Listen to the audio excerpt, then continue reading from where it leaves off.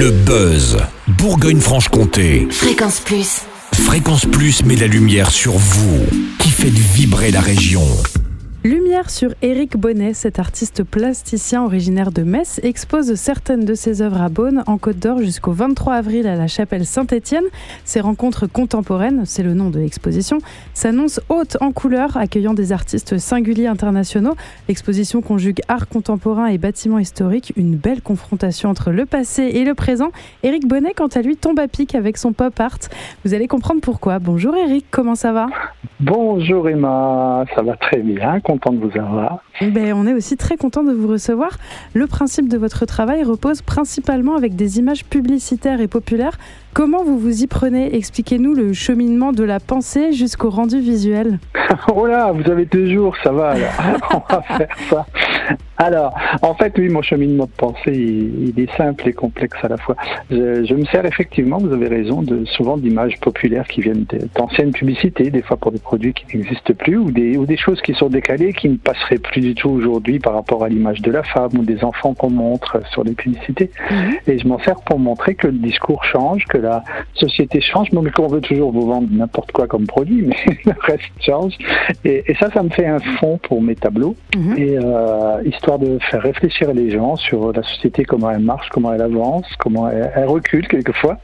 Et ensuite, je décide quel personnage je vais mettre en avant, parce que ça me fait une histoire de 3 dimensions, on va dire, et ensuite je peins un personnage principal qui va venir s'appliquer sur ce fond de publicité ou de papier ancien ou de choses comme ça. Donc vous n'utilisez jamais d'images publicitaires contemporaines qu'on peut voir aujourd'hui ? Non, très rarement, parce que justement, c'est aussi l'intérêt, c'est de voir que c'est l'histoire aussi des gens, la publicité, parce qu'on retrouve aussi des souvenirs des gens qui sont entrés dedans pour des marques qui n'existent plus, mais on a vu notre papa, notre maman se laver avec tel produit, utiliser telle chose, et ça évoque des souvenirs où les gens, à chaque fois, ils tombent dessus, ils disent « Ah oui, il y a ça !»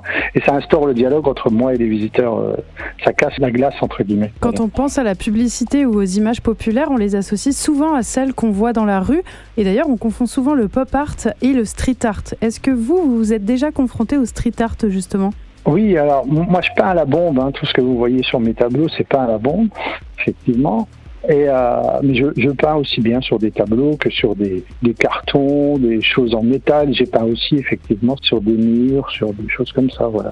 Mais j'aime bien faire des formats qui sont pas trop grands, ce qui fait que peindre sur un mur pour moi c'est un peu embêtant. Vous exposez avec votre collègue, comme vous l'appelez, Jean-Jacques Piedzanowski, c'est-à-dire que vous faites partie du même collectif et vous vous retrouvez dans la même exposition, ou bien vous avez fait des œuvres en commun ? Alors non, on fait chacun on a chacun notre particularité, notre façon de travailler sur nos œuvres, mais on expose ensemble parce qu'on aime bien proposer 2 regards différents sur 2 peintures totalement différentes, histoire de toucher le public de 2 façons différentes. Des gens qui viendraient pour voir mes œuvres voient les siennes en même temps puisqu'on expose ensemble, et du coup ça interpelle et ça nous permet de toucher d'autres gens, tout simplement. Il y aura plein d'autres artistes qui seront présents et présentes aux rencontres contemporaines à Beaune. Est-ce que vous en connaissez d'autres ? Effectivement, il y a des artistes sculpteurs, qui sculptent les métals, qui sculptent les tissus.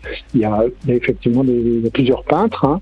Il y a aussi quelqu'un qui travaille sur la digiphotographie, qui est là aussi, et avec des très grands formats, parce que le lieu s'y prête, parce que c'est dans une ancienne, c'est la chapelle Saint-Étienne, qui est assez grande, elle fait plus de 300 mètres carrés, il y a des très hauts murs qui montent à plus de 10 mètres de haut, donc on peut mettre des grands formats accrochés très haut, et ça va bien.